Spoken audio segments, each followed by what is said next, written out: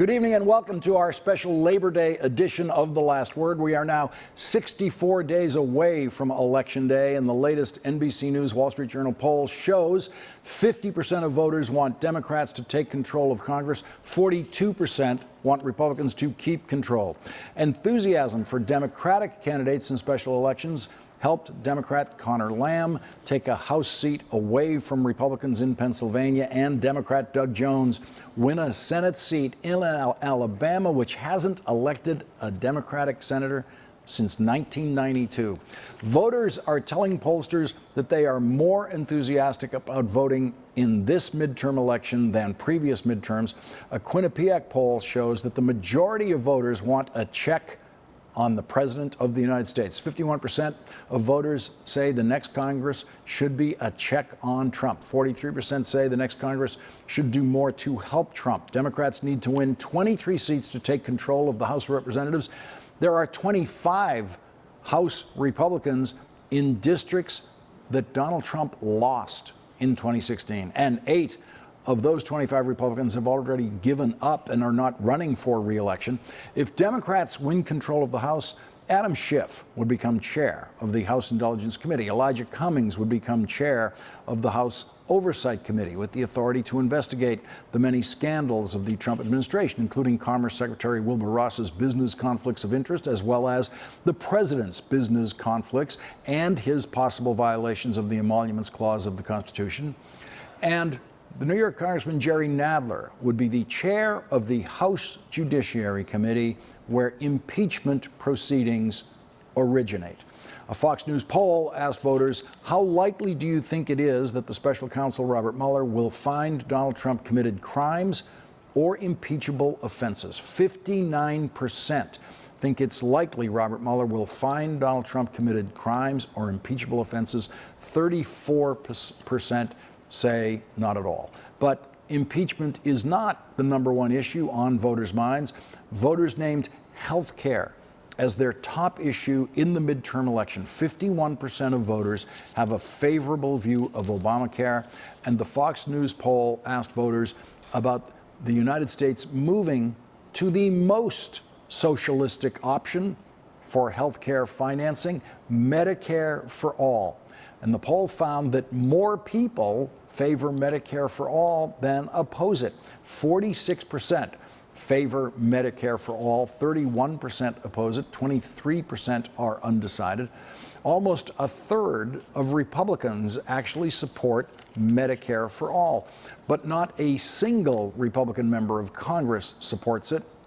Only one Republican has flirted with Medicare for all. Everybody's got to be covered. Universal health care. I am going to take care of everybody. I don't care if it costs me votes or not. Everybody's going to be taken care of much better than they're taken care of now. The uninsured person is going to be taken care of. They're going to be taken care of. How? I would make a deal with existing hospitals to take care of people. And you know what? This is probably... Make a deal. Who pays for it? The government's going to pay for it. Joining us now, Neera Tanden, president of the Center for American Progress, Professor Jason Johnson, politics editor at TheRoot.com and an MSNBC contributor, and David Jolly, former Republican congressman from Florida. And Neera, when you look at these issues that are important to voters, to discover the sleeping giant in there is health care is something that that's easy to be surprised by, given that that's not where our news coverage is every night. No, but obviously over the last couple of years, and particularly over the last year and a half, voters have seen a rise in premiums. They, you know, even though it doesn't dominate the news every day, Donald Trump has tried and worked very hard to sabotage the Affordable Care Act. Republicans voted to undo the individual mandate, which has actually, through the tax bill, which has actually increased premiums. So I think people look at healthcare issue as an economic issue. And you know, most importantly, in the races that are up, in these congressional races, these Republicans, almost to a T, voted to gut the Affordable Care Act to deprive, 20, 21, 23 million Americans of health care. And those votes are going to haunt Republicans this fall. And Jason Johnson, one of the big questions for Democrats has been in the campaigns for Congress, how much do they emphasize or how much do they avoid the subject of impeachment? And that's in a country where a huge majority, according to this poll, believes that Robert Mueller will find that Donald Trump committed crimes or impeachable offenses. You know, what's interesting, Lawrence, is the Republican image of the Democrat running this fall is saying, we're going to impeach Donald Trump, we're going to investigate and grind Washington to a halt, we're going to force your kids into gay marriage, and we're going to raise your taxes, right? That's the Democrat that they're running against. But that's not how Democrats are running. They're running on health care. They're running on checks and balances on the government. They're running on cleaning up corruption. And so impeachment, I've always argued, that's a long-term goal. That's after you've already made the playoffs. That's only if the Democrats retake the House by probably 30 or maybe 40 seats and then possibly retake the Senate. So I think impeachment is way, way down the road. Democrats are very smart to not be running on impeachment unless it works in your particular district. And I think Republicans are trying to use that as a red herring, but it's not working because Democrats are keeping these locally based campaigns on the issues that really matter to people. David Jolly, another part of this poll indicating that it's all about Trump, Quinnipiac poll question. Is it important that a House candidate shares your view of Trump? 58% yes, 39% no. And it's 66% of Republicans say yes, 63% of Democrats say yes. That's basically the same within the margin of error. And so that certainly tells you that Donald Trump is an issue. Donald Trump is the #1 issue, and as much as we like to have debates over policy issues, and we should, if you look at just the Republican primaries and special elections, we know among Republican voters the singular issue, the singular litmus test, is a loyalty to the cult of personality that is Donald Trump. And frankly, for Democrats, there is a lot of currency in suggesting that we oppose Donald Trump, we oppose his leadership, we oppose what he stands for. I want to go to Jason's comment a little bit, because I do think it's been smart for Democrats to pivot to talking about corruption and, frankly, releasing a list of items they would investigate. But I do think Democrats have to be careful not to be a little too cute by half here. We do have a president who confessed to participating in an action that a federal judge entered into judgment as a crime in the Michael Cohen case. And it is important that Democrats at least recognize that and be willing to talk about how they might approach impeachment in January should they take control, because that is a legitimate issue. Will Democrats really focus on corruption, or will they open an investigation into whether this corruption rises to the level of impeachment? I think they're right to focus on corruption, but we can't ignore the impeachment conversation altogether. Yeah, Neera, it seems David's point, the impeachment question changed in federal court when Michael Cohen not only pleaded guilty, but he described his conduct in that courtroom, as did the prosecutor, and they both included Donald Trump as a co-conspiring criminal in that very same action that Michael Cohen was describing about paying off these women during the campaign to affect the result of the election. It seems very difficult to try to steer away from what do we do about the President of the United States being accused of a crime when you're running for Congress after that happened. Yeah, no, I think David is 100% right. And look, we do have a situation where the President of the United States is essentially an unindicted co-conspirator as determined by a judge. And so that is very serious. And I think the Mueller investigation is very serious. And I think, look, I think candidates should be really honest about this. But the point is, impeachment is at the end of the process of investigation. Robert Mueller has not issued his report. I think people should say, I think candidates should be honest and frank and say, we have to go where the law and facts are. The fact of the matter, though, is that we have evidence already in front of our eyes of corruption, not only by the Trump administration, but by several members of Congress, several Republican members of Congress. And there's no investigation of that. There's no investigation. The Republican Congress is not lifting a finger to hold anyone in their party accountable. And that is the number one thing that has to change. So obviously, Democrats should hold the president accountable. They should hold members of Congress accountable. And if Robert Mueller reports out indictable offenses, they should definitely take up those proceedings. And Jason, a couple of months ago, it was very clear that the Republicans believed that if they accuse the Democrats of wanting impeachment, that's good for the Republicans in the midterms.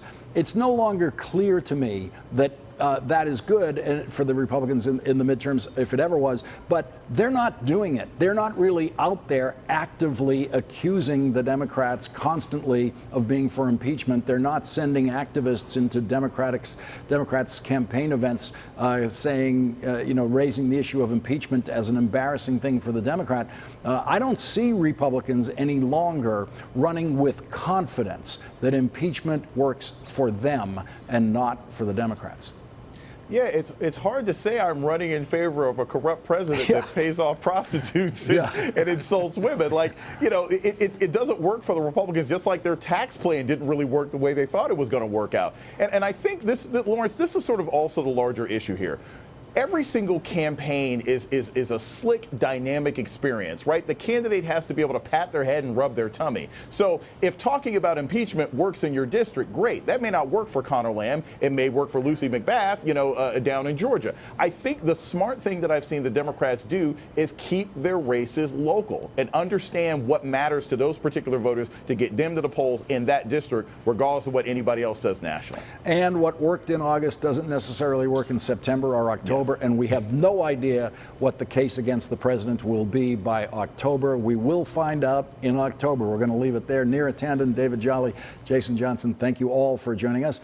Coming up, the day Donald Trump stood beside Vladimir Putin and said he trusted Vladimir Putin more than his own CIA director and the American intelligence community. And the most surprising moment yet in the White House press briefing room. And later, some highlights of my favorite moment of my workday, which of course is when I get to chat with my dear friend Rachel Maddow.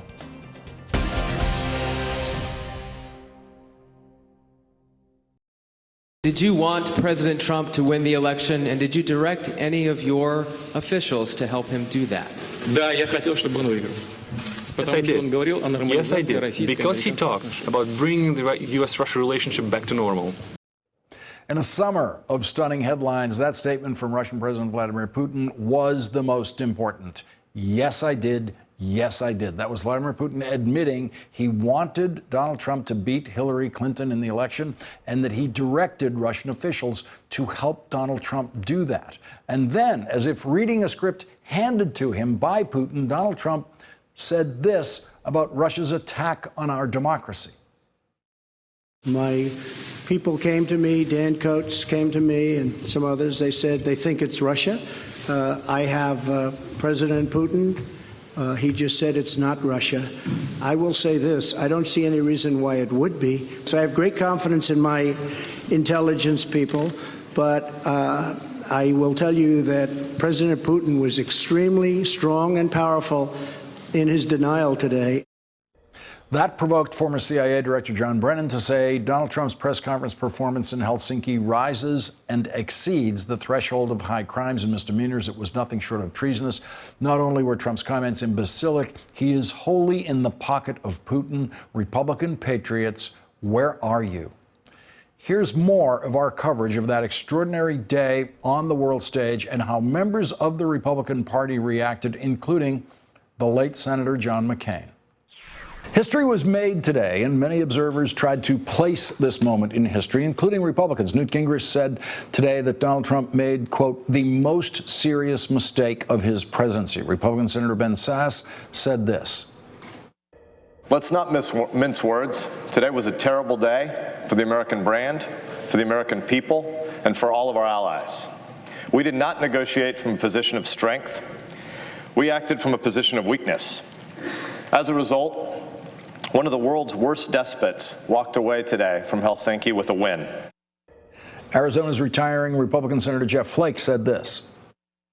I thought it was shameful, and I never thought I'd see an American president throw the intelligence community under the bus like that and agree with a dictator, an authoritarian like he did. So it's not a good day for the country.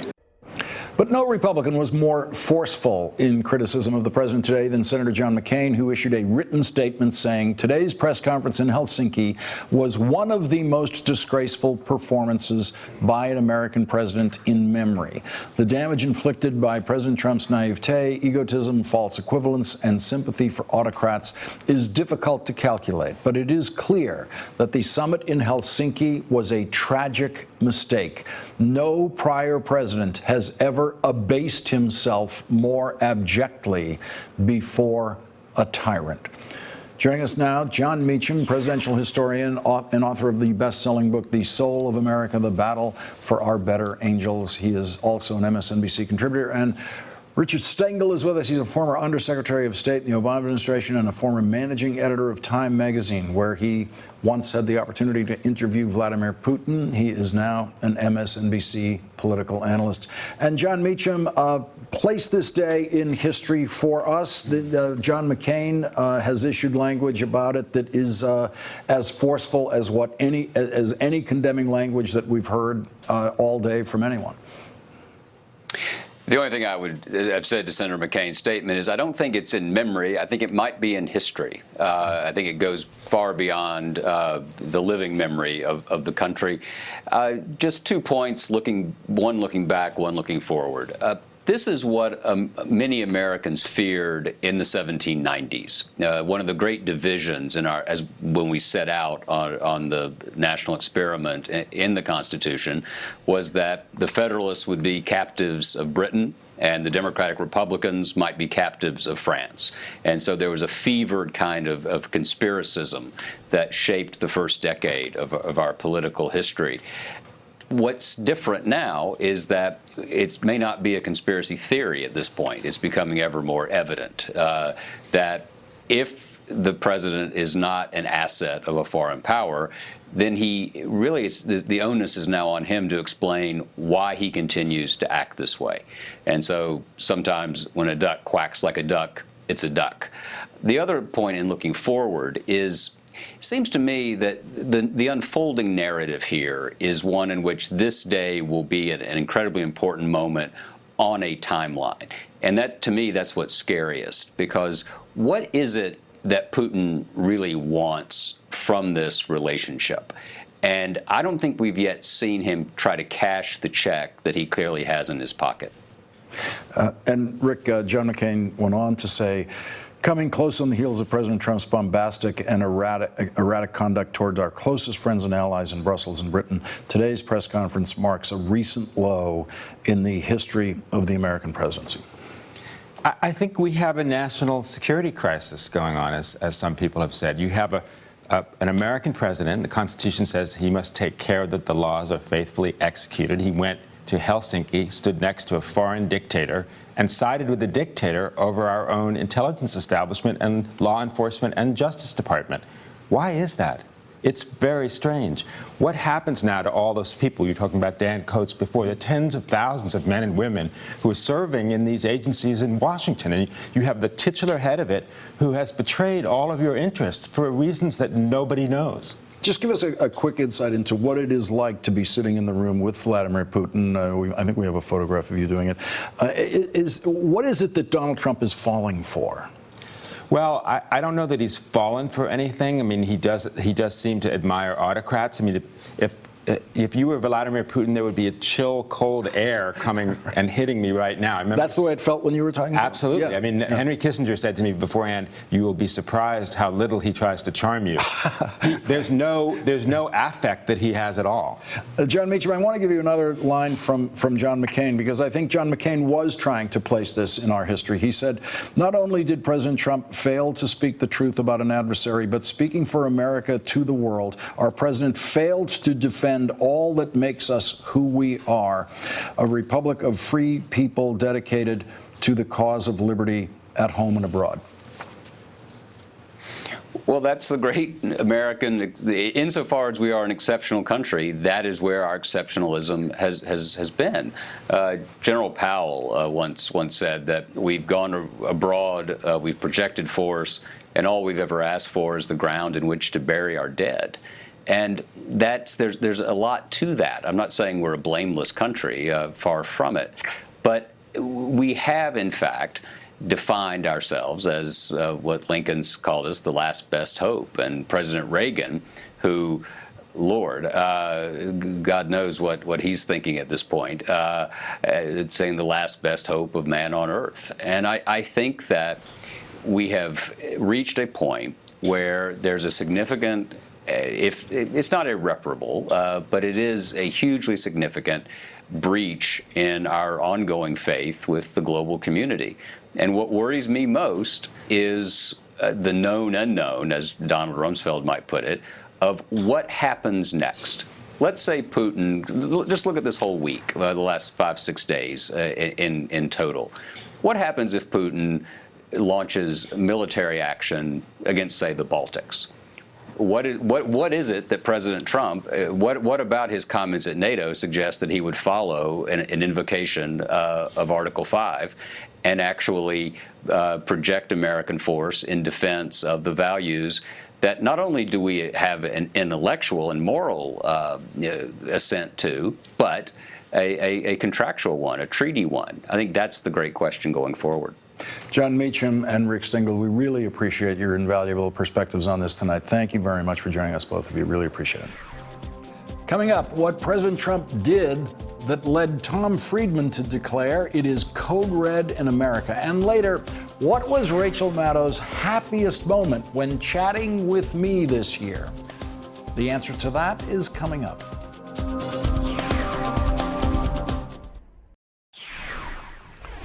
It seems Donald Trump has attacked everyone in the world, very much including me, but never Vladimir Putin. In February, Robert Mueller's staff announced the indictment of more than a dozen Russians who are accused of conspiring to hack the Democratic National Committee and Hillary Clinton's presidential campaign. President Trump did not attack the Russians who were indicted.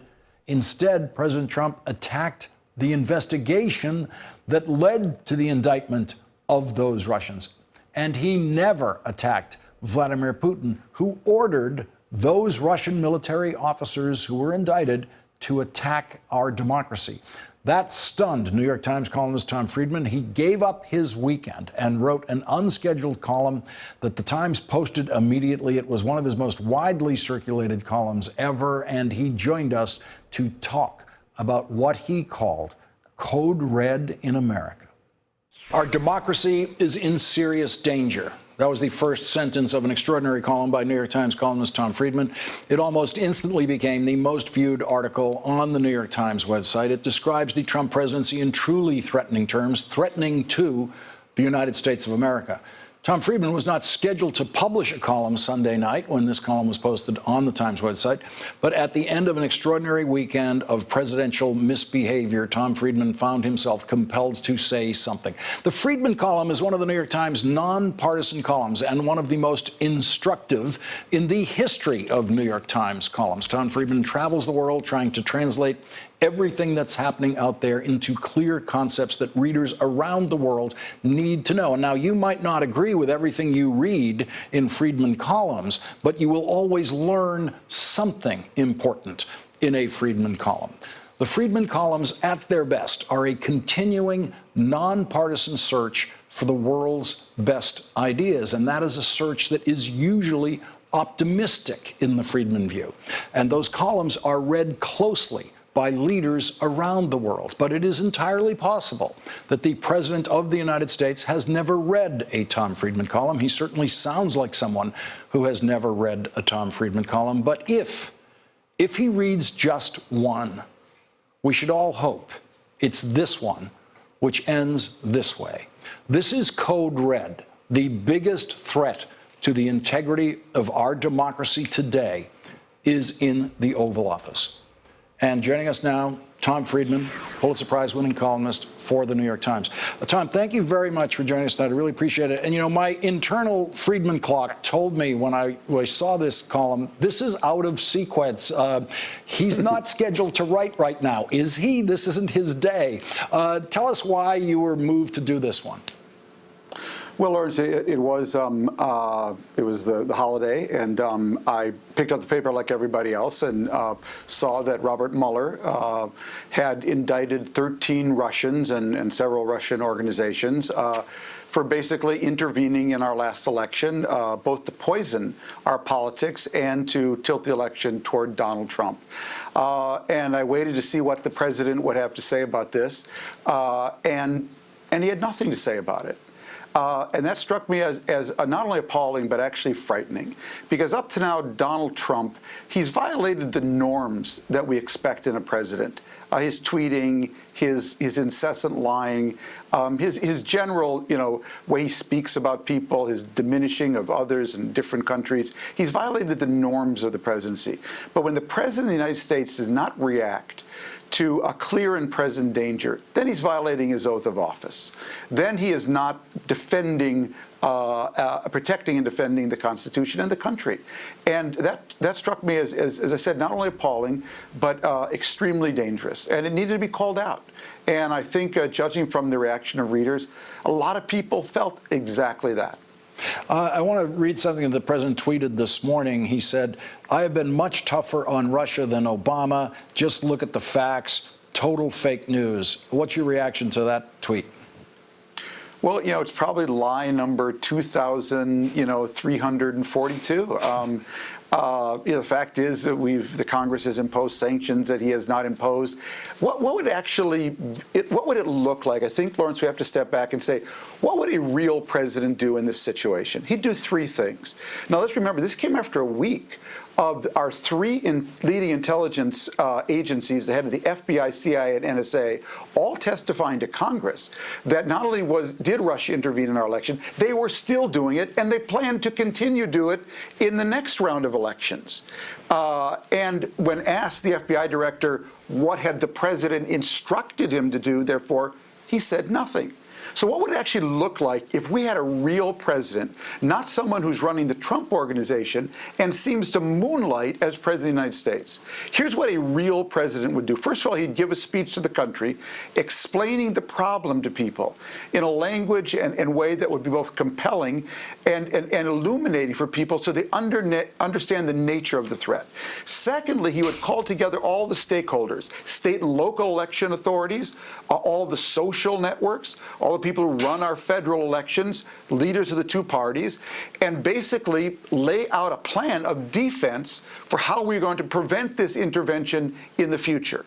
And the third thing he would do would call in his national security team and lay out an offense. Why are we sitting here every day reading about Russian intervention in our election? How Putin is basically using lies to divide us and poison our democracy. Why are we not selling the truth about him, all the money he's stolen, all the people he's basically made disappear from Russian politics? Why are we not using the truth to undermine his autocracy while he is using lies and poison to undermine our democracy? That's what a real president would look like. Donald Trump did none of these, and it is appalling. He should be ashamed of himself.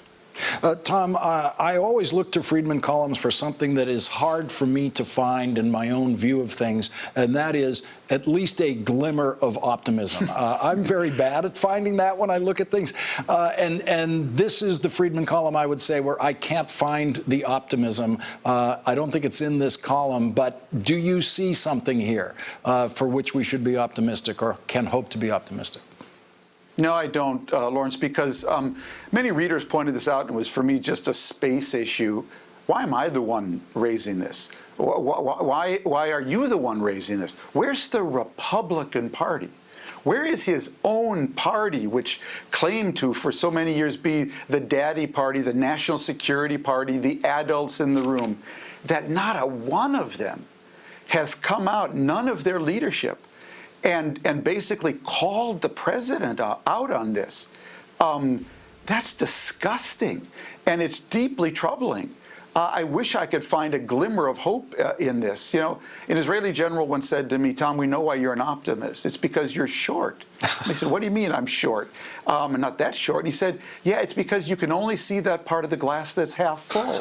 Well, that's usually the case, Lawrence. But this time, I cannot see any of the glass half full. We have a president who is either compromised by Russia or is such a towering fool, he actually believes what he told us he believes, that he asked Vladimir Putin if he did this, and Putin told him no, and he believes him.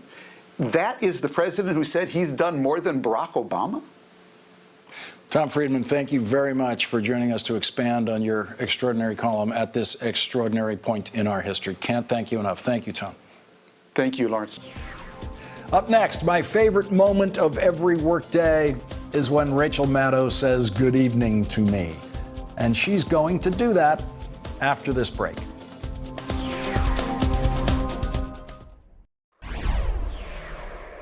Viewers of this program know by now that my favorite part of the workday is saying good evening to Rachel every night.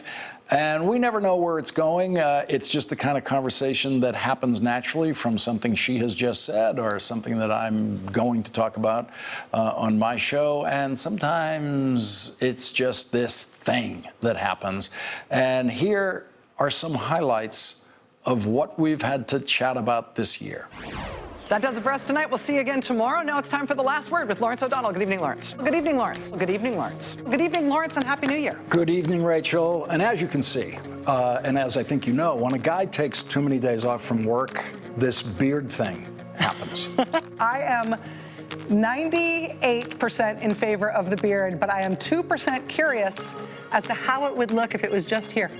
Just this, with the mustache down to the jawline. Rachel, you are never going to know. You're never going to know. As you can see, the beard is gone, and I know you voted for the beard, but let me just tell you, the voters who were voting against it frequently used two words that were very disturbing to me. One of those words was older. Was very disturbing. And the other, even more disturbing, was the word Bannon. Oh! So... Normay. Normay. There should be a Normay, though, don't you? I mean, you think of all the country names in the world. It's Nambia, Sweden, Norway, Normay. What's wrong with a Normay? And Norm Macdonald should be the Prime Minister of Normay, or something such. The Secretary of Health and Human Services, the White House Chief of Staff, a Deputy White House Chief of Staff. You know, when we talk about TV talking heads, most of us expect to see the talking side of the head when we're looking at our TVs. And instead, we get that beautiful, thick head of hair back there. But it's, yeah, we have this list. I got to make sure. I get it completely. I mean, at some point, we're going to come to the natural end of this cycle because Fox News is a big organization, but they only employ so many people. Once they get through the interns and stuff, they'll have to either start cycling people through for a second time, or they'll have to come up with a new strategy for how to bring new people in. And at this rate, that will be by the next Christmas party at the White House. Oh, thanks, Lawrence. Thank you, Rachel. Yep. Thinking about a little bit the president and the porn star story, but haven't even mentioned it on this show. And then listening to your analysis of it, you raised a point that I hadn't considered, which is this very important point about who paid the money. Yeah, I put on like a little, like a nose bag and glasses with those little aviator sides on it anytime I read this story. No distractions. You've read more of it than I have. I don't want to talk about it. Thank you, Rachel. Thank you, Lawrence. It's all the people who Donald Trump has found the time to attack. And Stormy Daniels' name is not up there. Another name's not up there? Rachel Maddow. That's okay. The Stormy Daniels of MSNBC. Apparently, he's so afraid of you. That's what it means if he hasn't attacked you. He's so afraid of you, he doesn't want people to know you exist. That's how afraid of you he is. Also, there was that Shark Week thing between us that That's exactly right. Donald Trump said today, by the way, and I really thank him for this, he said infrastructure is sexy to him. I might just put the word sexy like up on the wall behind me for the whole hour. It's Infrastructure Day. It's the only day I can do it. You can only do that on Infrastructure Day. Good night, Lawrence. Thank you, Rachel. Goodbye. Thank you. Tomorrow, it will be My first ever New York Times crossword. The word congratulations doesn't sound big enough. It just, for this moment, this is just extraordinary. This is history making. I couldn't be more thrilled for you. Thank you very much. I actually, you know, I'm a childless, middle-aged, pot-bellied lesbian, and I don't have that much to be excited about in my life other than having a great job. This is kind of it. Like, there will never be a baby, but there's this freaking crossword puzzle, and I am very, very excited about it. This is the day we're all always going to remember where we were when we first heard Sam Nunberg speaking to Ari Melber. Roger and I were treated like crap by Donald Trump. It was the sort of thing where you watched and you're very engrossed and you think you know what's happening, and then you look up and several hours have passed and the lights aren't on and you understand less than you did before you started watching. Exactly. I'm not going to jail. Come on. It was bizarre. You're in on my secret that my workday does not begin at 8 a.m. But today it did. Our Justice Department should be looking at that kind of stuff, not the nonsense of collusion with Russia. Well, we could talk to you all day, but it looks like you have a million things to do. I know you are neither an early riser nor a drinker, but part of me imagines you like in a bathrobe with a glass of red wine at 8 a.m. watching that all happening. Like, it's so perfectly built for you. Rudy Giuliani went on the other network, went on Fox News, and he stayed on longer than he should have because that's when he got to the Stormy Daniels admission. Funneled through all of them, and the president repaid it. Oh, I didn't know he did. Yeah. This is a very weird time. This really does feel to me like in the movie, the plot is over.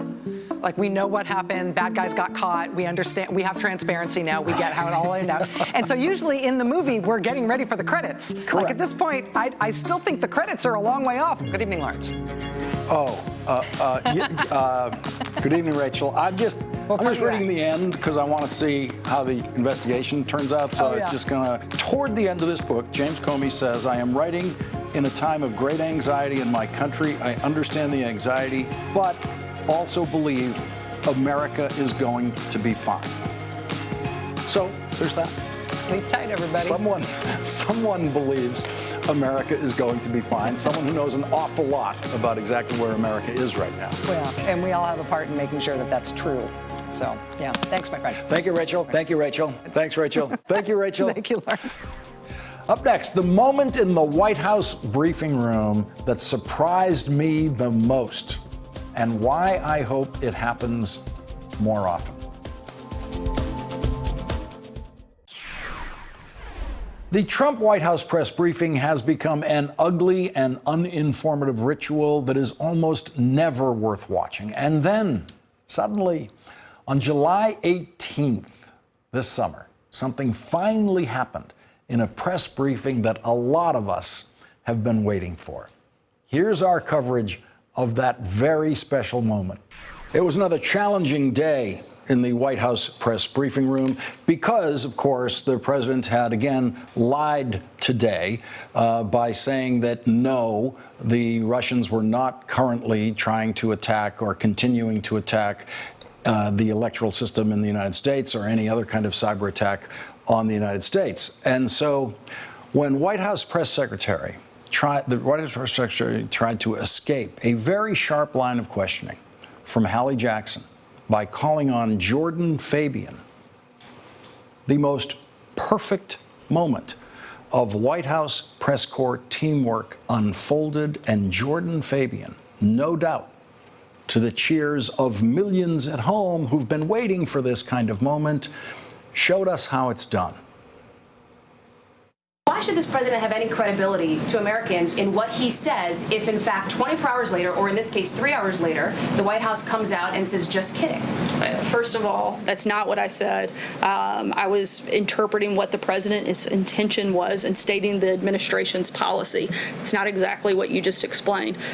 We never said just kidding. And I think that you can take the fact that the president has credibility because he saw that he had misspoken and he wanted to clarify that yesterday, which he did. So when he sees that he's misspoken, he comes out and he says that. Jordan, follow up on I'm going to keep moving. Jordan, go ahead. Well, just to follow up on my second question, Sarah. Sorry, you've asked two. I'm going to move on to Jordan. You told Josh the president has been once again, Hallie, I'm moving on to Jordan. Jordan, go ahead.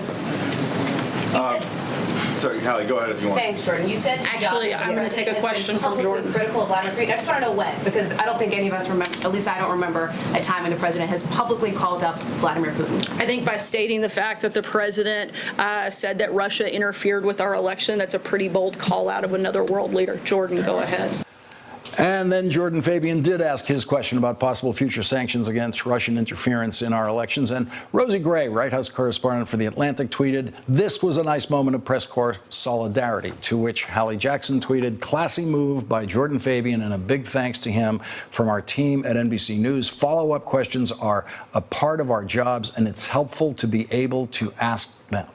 And I just can't tell you how shocked and delighted I was by the Jordan Fabian moment in today's press briefing. And so joining us now is Jordan Fabian, White House correspondent for The Hill. And Jordan, you got a standing ovation from me watching it alone at home, but I'm sure you got it from around the country because we who watch these things, watch the Corps yell over each other, and the precious moment of being able to ask that question is so important that no one seems to care what has just been asked, or no one seems to care that Sarah Sanders is using the next question to evade the last question. How did you decide that this was the moment? This was the moment where you weren't going to play the game. You were going to hand it back to Hallie Jackson and let her have your opportunity.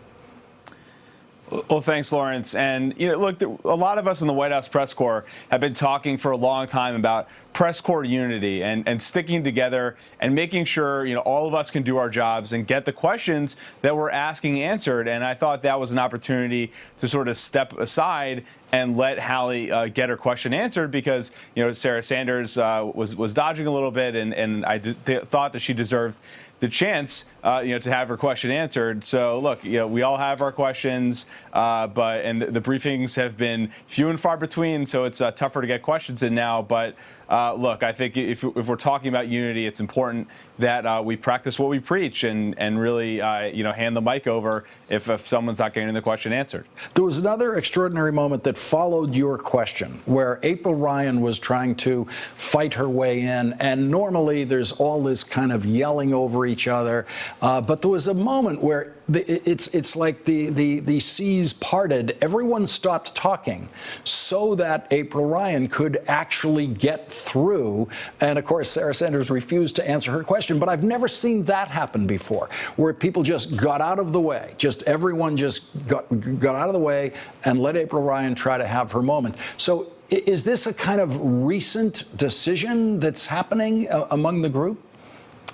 Lawrence, I don't think it's really a conscious decision where we all get together in a big group and decide this is the time that we're going to do it. But I think a lot of reporters have seen how the briefings are going and have seen times when people have like you said people shouting over each other, people not getting their questions answered, and I think a lot of us have taken just internally ourselves personally the attitude that we're all in this together and that we all have a job to do. I know the briefings can sort of seem like a televised circus sometimes, but in reality, it's a group of 49 reporters who are just trying to get their questions answered and do their job. So in order for that to happen, I think a lot of us have taken the attitude that, look, we all have our jobs to do and everyone needs the opportunity to do it. Jordan, it's very clear for people watching at home that Sarah Sanders has been exploiting the process and trying to use reporters against each other to evade the pressures of what goes on in that room. And the way you handled it today is the way so many of us have been waiting to see it handled for so long. And I hope that you are treated tomorrow and in the future as the leader that you were in that room today, and people follow your example. Thank you very much for joining us tonight, Jordan. Really appreciate it. All right. Thanks, Lawrence. Thank you. We'll be right back. With just 64 days left to Election Day in November, campaign season kicks into high gear starting tomorrow, the day after Labor Day. MSNBC will have complete coverage of the battle for control of Congress from here on in. Also, if you missed The Last Word on TV, you can get the show anytime as a podcast. Listen for free on Apple Podcasts now or wherever you get your podcasts.